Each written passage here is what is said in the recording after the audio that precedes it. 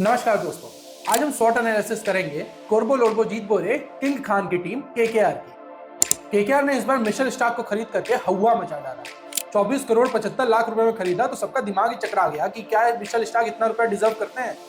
ये वही Mitchell Starc हैं जो 2018 में जब केकेआर की टीम में थे तो उनको धोखा देकर के चले गए और एक भी मैच नहीं खेले, 9.5 करोड़ रुपए भी ब्लॉक हो गए। इस बार फिर से केकेआर ने मिशेल स्टार्क को खरीद लिया है। अब देखना ये पड़ेगा कि वो परफॉर्म कैसा करते हैं और मैं तो बहुत ज्यादा एक्साइटेड हूँ देखने। आइए short analysis of KKR start करते हैं। सबसे पहले हम बात करेंगे स्ट्रेंथ्स की। स्ट्रेंथ्स में अगर देखें तो सबसे बड़ी जो इनकी स्ट्रेंथ है वो है इंडियन बैटिंग लाइनअप कोर।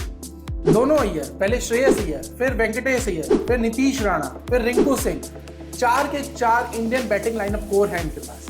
उसके ऊपर से अगर देखा जाए तो टॉप पे आते हैं जेसन रॉय या रैमोनेलो गुरबाज, और नीचे में देखेंगे तो आएंगे आंद्रे रसेल और उसके बाद सुनील नारायण।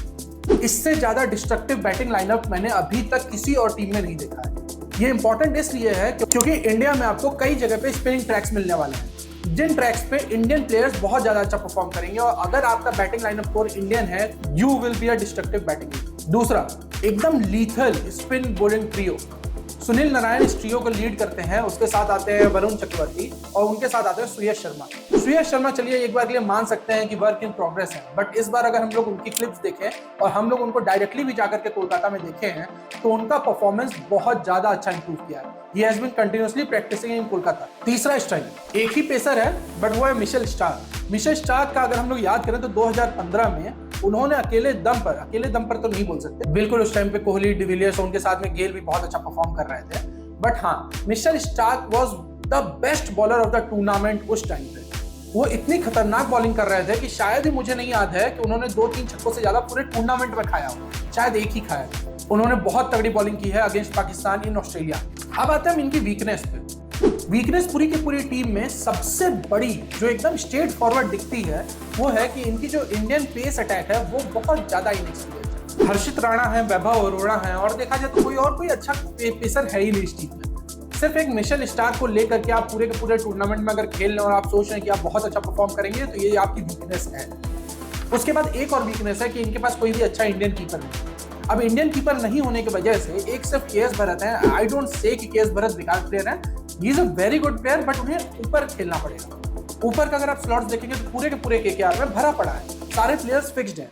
केएस भरत को खिलाना पड़ेगा नीचे, और केएस भरत अगर आपको 5th और 6th डाउन पे खेलना है तो he is not a good batsman. अब अगर आपको केएस भरत नहीं खिला पा रहे हैं तो आपको स्टार्टिंग में खिलाना पड़ेगा रहमानुल्लाह गुरबाज को। अब इसी वजह से आप जेसन रॉय को नहीं खिला पाए। आपके सिर्फ 4 ही हो सकते हैं फॉरेनर्स, रहमानुल्लाह गुरबाज, उसके बाद आंद्रे रसेल, फिर सुनील नारायण, फिर मिशेल स्टार्क। 4 के 4 आपके कंप्लीट हो गए, तो ये आपकी एक बहुत बड़ी वीकनेस साबित हो गई। अपॉर्चुनिटीज इस टीम के पास क्या है? एक तो बहुत बड़ी अपॉर्चुनिटी है रिटर्न ऑफ गौतम गंभीर। जी हाँ, कोरबो लोरबो जीतबो रे का एक टाइम का जान, the soul of the team, Gautam Gambhir is back. I am very excited to see him how is going to play. थोड़ा हाँ, कंट्रोवर्सीज में इस टाइम पे बहुत ज्यादा चल रहा है वो, बट अगर उनका परफॉर्मेंस देखें, ओ माय गॉड क्या परफॉर्मेंस रही है। 2 साल he was the mentor of LSG और दोनों साल एलएसजी परफॉर्म्ड एक्सट्रीमली वेल।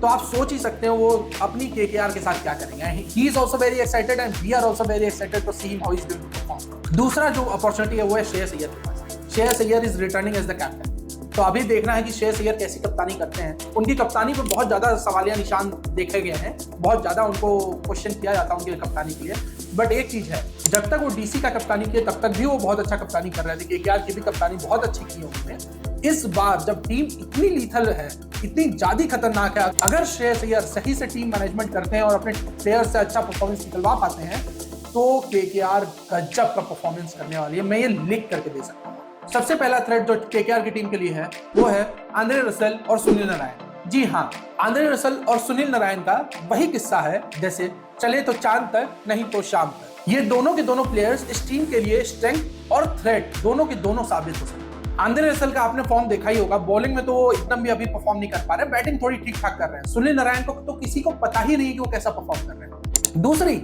ये पूरी की पूरी टीम बाउंसर्स पर बहुत ज्यादा स्ट्रगल करती है, और बाउंसर्स इस पूरी टीम के लिए बहुत ज्यादा लीथल वेपन है। अगर बाउंसर्स इस टीम के खिलाफ सही से यूज किया जाता है तो केकेआर एकदम सीधे प्लंडर करती है। तो अगर KKR Andre Russell, Sunil Narayan को सही से मैनेज कर ले और बाउंसर्स पे थोड़ा ठीक से खेल ले तो केकेआर एक बहुत ही खतरनाक टीम बन जाती है। तो यहीं पे खत्म होता है हमारा शॉर्ट एनालिसिस ऑफ केकेआर।